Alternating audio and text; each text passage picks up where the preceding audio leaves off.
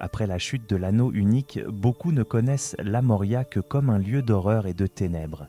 Mais bien avant que la communauté ne pénètre dans ces salles, un nain entendit leur appel.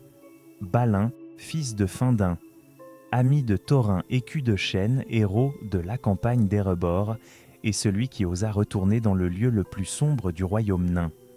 Pourquoi ? Pourquoi mena-t-il son peuple dans ces profondeurs oubliées, sachant qu'une terreur ancestrale s'y était réveillée, un Balrog, démon de feu des temps immémoriaux? Aujourd'hui, notre voyage suit les traces de Balin, son espoir, sa fierté et son destin inéluctable. Balin, fils de Findin, n'était pas simplement le compagnon de Thorin lors de son voyage vers Erebor, c'était un nain profondément attaché à ses traditions, au cœur fier et à la loyauté inébranlable. Pourtant, derrière sa discrétion apparente, brûlait une flamme qui embrasait le cœur de son peuple depuis des siècles. La nostalgie de Khazad-dûm, leur première grande patrie. La Moria n'était pas une simple cité abandonnée.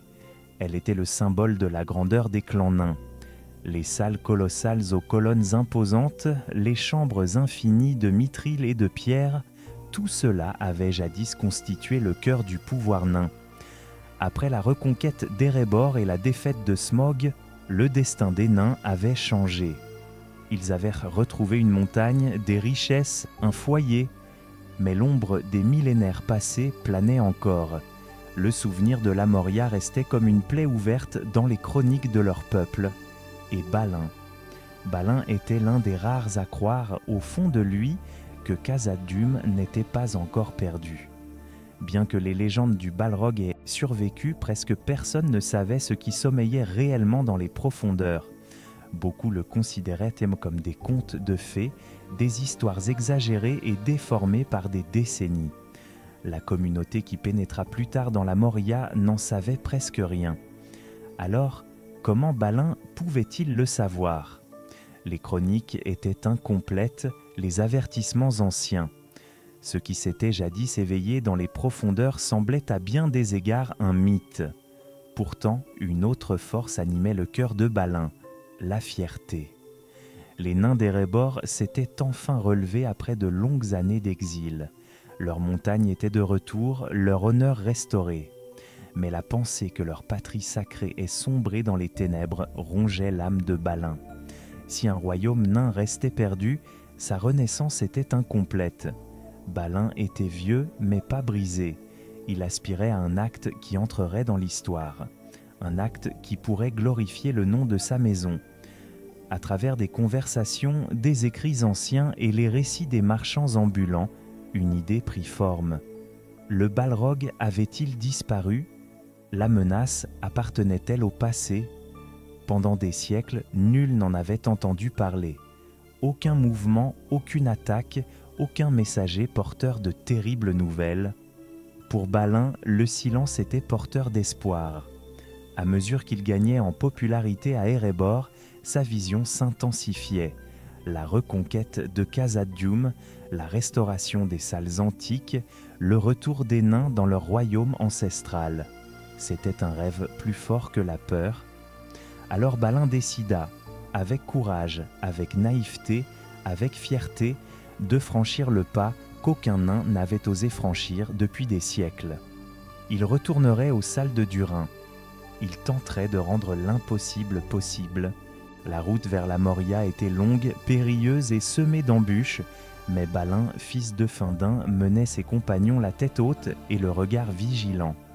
La petite expédition était composée de nains courageux qui croyaient non seulement en sa vision, mais aussi en l'espoir longtemps étouffé de leur peuple. Parmi eux se trouvaient des noms familiers, Owain, Ori et Floy, tous fidèles compagnons des années de la reconquête d'Erebor. Leur marche commença dans les salles de la montagne, au son des feux, des chants et des bénédictions. Les nains d'Erebor les voyaient dits comme des héros revenant au cœur de la fierté naine. Pour Balin, c'était plus qu'une aventure, c'était un voyage sacré, un pèlerinage dans le passé. Jour après jour, ils traversèrent forêts et plaines, franchirent rivières et sentiers déserts. Les montagnes semblaient plus hautes, plus escarpées, plus anciennes, l'air se faisait plus froid, plus lourd, parfois chargé d'un parfum de pierre ancienne et d'ombre profonde. Et pourtant, le chemin semblait paisible. Aucune horde d'orques ne se dressait sur leur route. Aucun mal ne les frappait. C'était comme si le monde s'était silencieusement éloigné d'eux, ou peut-être les avait-il avertis d'un danger invisible. Lorsque les nains atteignirent enfin les portes occidentales de la Moria, celles-ci étaient verrouillées et envahies par le temps. La mousse recouvrait la pierre antique et le lac devant eux scintillait d'une lueur sombre. Pourtant, Balin ne ressentit aucune terreur, seulement de l'admiration. Les runes antiques au-dessus des portes évoquaient encore le royaume de Durin, sa gloire et son artisanat, sa puissance et sa sagesse. De leurs forces combinées et grâce à leur savoir ancestral, ils ouvrirent l'entrée. Les portes massives grincèrent comme pour libérer les voix du passé. Et ainsi, pour la première fois depuis des siècles, Balin et ses compagnons pénétrèrent dans les salles de Khazad-dûm. Ce qu'ils découvrirent n'était pas la cité vibrante de leur légende, mais un silence infini. Les ombres emplissaient les couloirs où jadis résonnaient des voix animées. Malgré l'obscurité, ils ne trouvèrent aucun danger immédiat dans les premières salles. Ni Balrog, ni orques, seulement des salles vides. L'espoir naquit alors. Balin entreprit aussitôt de sécuriser les salles inférieures. Ils postèrent des gardes, allumèrent des feux et apportèrent provisions et outils dans les salles antiques. Les premiers jours furent calmes, presque paisibles. Bientôt, ils découvrirent des filons de mithril scintillant à la lueur des torches. L'espoir se ralluma, non seulement chez Balin, mais chez chaque nain qui brandissait sa hache ou mettait au jour un filon. Ils commencèrent à cartographier la cité, à nettoyer les salles, à réparer les vieux puits et les ponts. Les chroniques rapportent que Floy détruisit même un nid d'orques, ce qui laissa penser que l'ennemi était resté faible. Les nains estimaient les salles plus sûres que ne le prétendaient les légendes. Au cours des premiers mois, un nouveau chapitre s'ouvrit dans les chroniques, la colonie de Balin. Ori écrivit dans son livre des records que Balin était célébré comme seigneur de la Moria, un titre honorable mais dangereux, car ce titre réveillait des ombres qui sommeillaient en lui depuis des siècles. Mais Balin ne voyait que progrès, seulement les échos du passé qu'il faisait revivre chaque jour davantage. Il croyait que Khazad-dûm pouvait renaître, que les légendes du Balrog n'étaient que des mythes déformés par le temps et la peur. Et ainsi, sa foi grandit, sa détermination grandit, et s'insinuant en lui insidieusement, les ténèbres grandirent elles aussi. Les premiers mois à Moria furent emplis d'espoir, de labeur et de la fierté rayonnante des nains. Mais tel un grondement lointain, d'abord pris pour un bruissement de vent, le danger approchait lentement et imperceptiblement. Les chroniques racontent que Balin, au début, ne vit pas les fissures subtiles qui apparaissaient dans les fondements de leur espoir. Pourtant, les signes étaient là, discrets et pourtant inquiétants. D'abord, les provisions disparurent. Des coffres soigneusement scellés furent retrouvés ouverts sans aucune trace d'effraction. Les outils étaient disposés différemment. Des sons résonnèrent dans les couloirs, des sons qui ne pouvaient provenir du marteau et de la hache. Ori écrivit plus tard « Nous avons entendu des pas, mais nous n'en avons vu aucun. » Puis un matin, une patrouille ne revint pas. 3 courageux nains envoyés vérifier les tunnels inférieurs disparurent sans laisser de traces. Balin tenta d'attribuer cela au hasard. Peut-être s'était-il égaré. Peut-être une chute, un accident. Mais au fond de lui, il savait que les ténèbres se réveillaient à nouveau. Les couloirs eux-mêmes semblaient y murmurer. Peu après, Floy apporta la nouvelle que des orques avaient été aperçus dans les puits les plus profonds, peu nombreux mais organisés. Ce n'étaient pas des rescapés épars, c'étaient des éclaireurs venus pour quelque chose de plus important. Les nains renforcèrent les portes érigèrent des barricades et maintinrent les torches allumées jour et nuit. Les postes de garde furent doublés, mais le fléau semblait inarrêtable. La nuit, des bruits montaient des profondeurs, des grincements métalliques, des cris lointains, des échos sinistres. Certains nains prétendirent avoir entendu des pas plus lourds que ceux d'un orque, des pas qui résonnaient au loin comme le cœur d'un monstre endormi. Balin s'efforçait de garder espoir. Il se tenait devant ces hommes, leur parlant, chantant d'anciens chants destinés à raviver la flamme dans le cœur des nains. Il refusait de croire que les légendes n'étaient que de simples contes, que la terreur ancestrale qui avait jadis semé la terreur parmi le peuple de Durin puisse encore exister. L'espoir commença à vaciller. Quand Ori écrivit dans son journal que les ombres s'épaississaient, il était déjà trop tard. Les orques commençaient à apparaître en plus grand nombre. Les premières escarmouches éclatèrent, de brefs et brutaux affrontements dans d'étroits passages. Floa tomba au combat près des escaliers.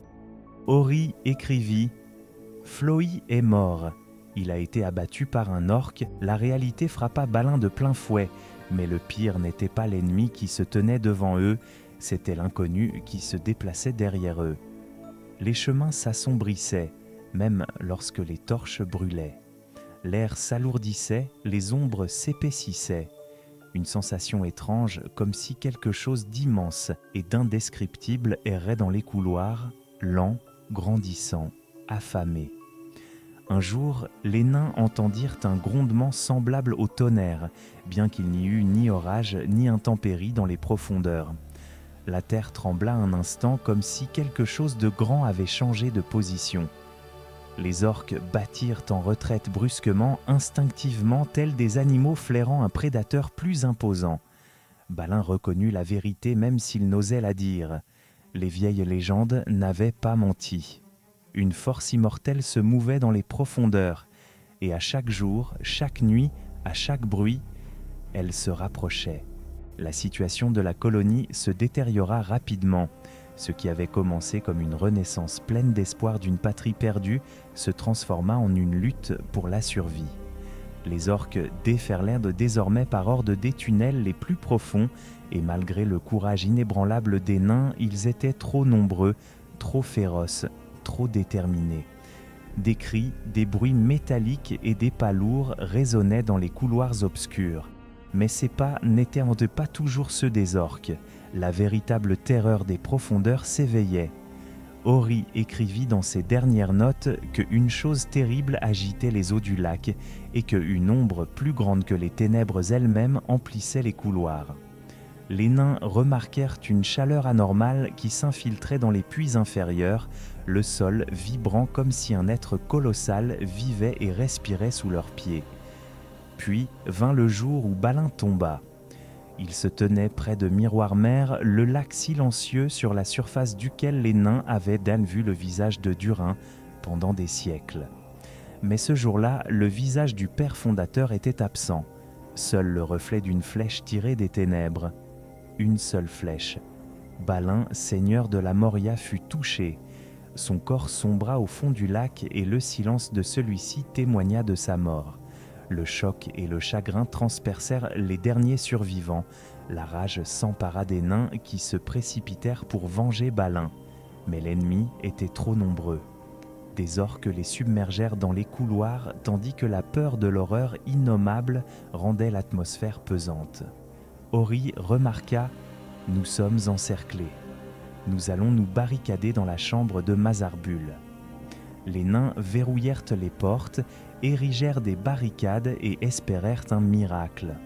Mais au lieu d'être secourus, ils entendirent le fracas des portes antiques, le grondement de coups violents, puis le sinistre tremblement de feu et d'ombre. Le Balrog s'était éveillé. Il n'avait pas besoin de mener les orques, sa simple présence les galvanisait. Les créatures obscures se ruèrent en avant comme sous l'emprise d'un ordre puissant et invisible. Les flammes des profondeurs s'embrasèrent, les ténèbres devinrent palpables. Tout ce que Balin avait bâti s'effondra sous le poids de ce monstre ancestral. Les nains luttèrent jusqu'à leur dernier souffle. Ils laissèrent derrière eux des runes, des notes, des mots de courage et de désespoir, des incantations, des souvenirs, des adieux. Mais face au Balrog, un démon de feu venu des temps les plus reculés, un Maia semblable à Sauron, il n'y avait aucun espoir. La chambre de Mazarbul s'écroula. Ori écrivit ces derniers mots avant que la porte ne s'ouvre brusquement. Et puis, le silence. La Moria replongea dans les ténèbres. Balin n'était pas un fou, c'était un nain qui croyait que l'espoir pouvait être plus fort que la peur, un seigneur qui souhaitait raviver le rêve de son peuple, un guerrier qui croyait qu'avec du courage, même les salles les plus obscures pourraient s'illuminer à nouveau. Sa faute ne fut pas le courage, mais l'ignorance. Il ignorait ce qui se cachait réellement dans les profondeurs. Le Balrog n'était pas une légende, c'était une ombre vivante issue de la musique originelle du monde, un esprit de feu dépassant toute puissance mortelle. Le voyage de Balin vers la Moria fut un acte d'espoir et le catalyseur d'une tragédie. Pourtant, son héritage demeure, l'histoire d'un seigneur nain qui, malgré tous les avertissements, osa répondre à l'appel de sa patrie. Lorsque Gandalf se tint plus tard devant le Balrog, ce furent de les voix du passé qui résonnèrent dans les salles. Balin, Oin, Ori et tous ceux qui avaient tenté de rendre l'impossible possible. La Moria était perdue, mais le courage de Balin devint légende. Un rappel que même dans les ténèbres les plus profondes, la volonté des nains reste inébranlable.